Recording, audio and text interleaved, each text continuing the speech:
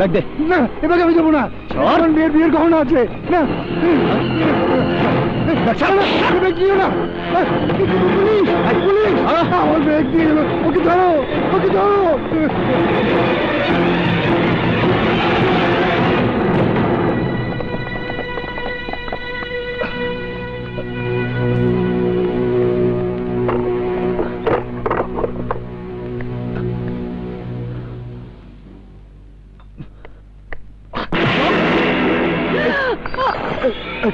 একদম চুপ।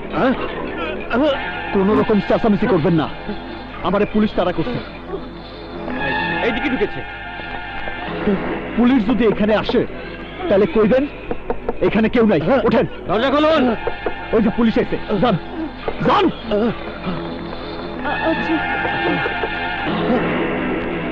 বাড়িতে কে আছেন?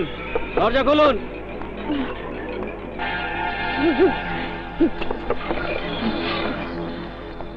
আপনার বাড়িতে কেউ ঢুকেছে?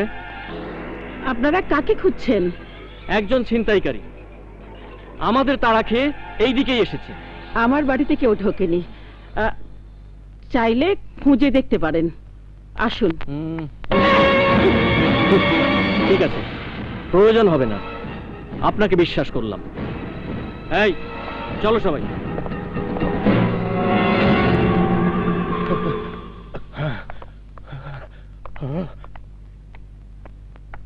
দাঁড়াও।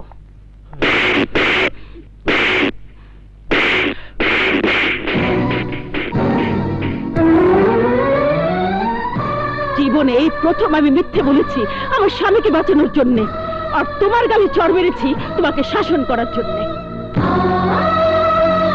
কেমন মায়ের সন্তান তুমি, কেমন ঘরে তোমার জন্ম, তুমি যে ছিনতাই করে বেড়াও সে কথা তোমার বাবা মা জানেন? জানার পরও কি তারা সমাজের বুকে মাথা উঁচু করে বেঁচে আছেন?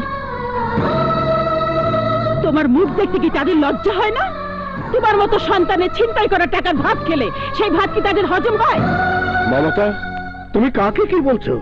তোমার কথার মানে বোঝার মতো যোগ্যতা কি এই ছিনতাইকারীর আছে? শুধু শুধু সময় নষ্ট করছো। ওকে যেতে দাও।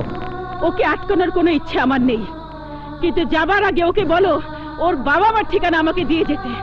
আমি ওর বাবা মাকে ডেকে এনে আমাদের সন্তান সাগরকে দেখিয়ে বলতাম, সন্তান পেটে ধরলে সাগরের মতো সন্তান পেটে ধরতে হয়, সন্তান মানুষ করলে সাগরের মতো মানুষ করতে হয়।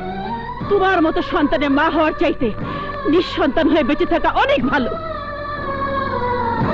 একজন মা সন্তানকে 10 মাস 10 দিন পেটে ধরে প্রসব বেদনার কষ্ট সহ্য করে পৃথিবীর মুখ দেখায় ওই সন্তানকে নিয়ে অহংকার করবার জন্যে। কিন্তু তোমার মা কি নিয়ে অহংকার করবে? সে তো একজন হতভাগী। তোমার মতো সন্তান জন্ম দিয়ে সমাজের কাছ থেকে মুখ লুকিয়ে বেড়ায়। অনেক কইছেন, এবার আমার পালা। আপনার সন্তানরে আপনি মায়ের আঁচলের ছায়ায় বড় করছেন। মায়ের দোয়া, বাবার শাসন আপনার সন্তানদের সঠিক পথের সন্ধান দিছে। আর আমি কখনো আমার মায়ের মুখটা দেখছি কিনা সেই কথাটাও আমার মনে নাই। আমার মনে নাই আমার মা কখনো আমার মাথায় হাত রেখা তার মমতা আমারে দিছিল কিনা, আর আমার বাবা তার স্নেহের হাত আমার মাথায় দিছিল কিনা। সেই মায়ের সন্তান নিয়ে গর্ব করা সাজে, যে মা তার আসলের ছায়া দিয়া স্নেহ মমতা দিয়া তার সন্তানদের মানুষ করে। কিন্তু আমার মাথার উপর মায়ের আসল ছিল না, ছিল কিছু অন্ধকার মানুষের ছায়া।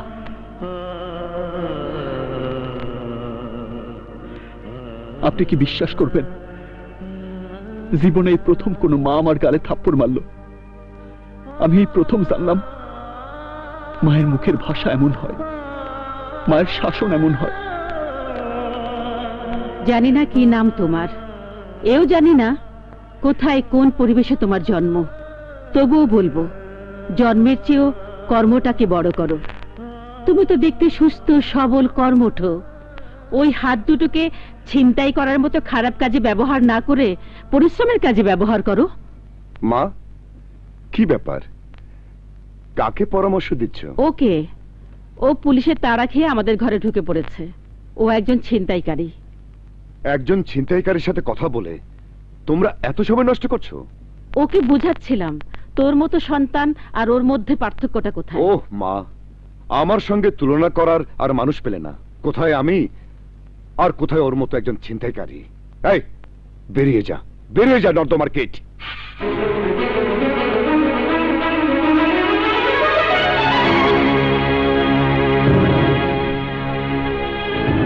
মালগুলা বাইর করতো, দেখি ব্যাগের মধ্যে কি কি আছে। দে। জানি না কি নাম তোমার, এও জানি না কোথায় কোন পরিবেশে তোমার জন্ম, তবুও বলবো জন্মের চেয়েও কর্মটাকে বড় করো। তুমি তো দেখতে সুস্থ সবল কর্মঠ, ওই হাত দুটোকে ছিনতাই করার মতো খারাপ কাজে ব্যবহার না করে পরিশ্রমের কাজে ব্যবহার করো। দোস্ত জব্বরদান মারছস, নগদ টাকা, স্বর্ণের গহনা, লগে আবার বিয়ার দাওয়াতের কার্ডও আছে, যাবি নাকি দোস্ত? কার্ডটা দেখি।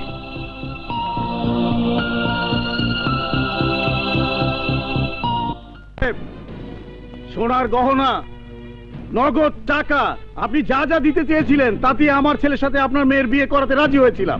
অসুবিধা থাকলে তখনই বলতেন। শুধু শুধু চিন্তায় নাটক করছেন কেন? হ্যাঁ, নাটক নাটক আমি করি? বিশ্বাস করুন, ব্যাগটা ছিনতাই করে নিয়ে গেছে।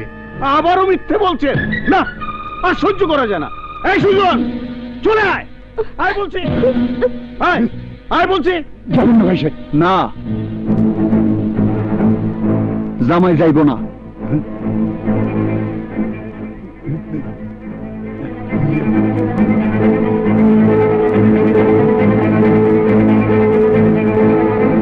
তুমি তুমি তো সেই আমি সেই ছিনতাইকারী। হ্যাঁ?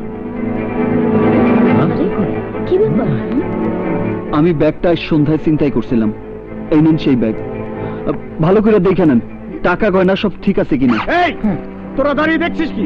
ও একটা ছিনতাইকারী, ওকে ধর, পেটা, তারপর পুলিশে দে। ধর ওকে, ধর। জানেন আপনারা, কেউ এই ছেলেটিকে হাত তুলবেন না। কি বলছেন আপনি? ওর মতো একটা ছিনতাইকারীকে ছেড়ে দেওয়া কি ঠিক হবে? কেন হবে না?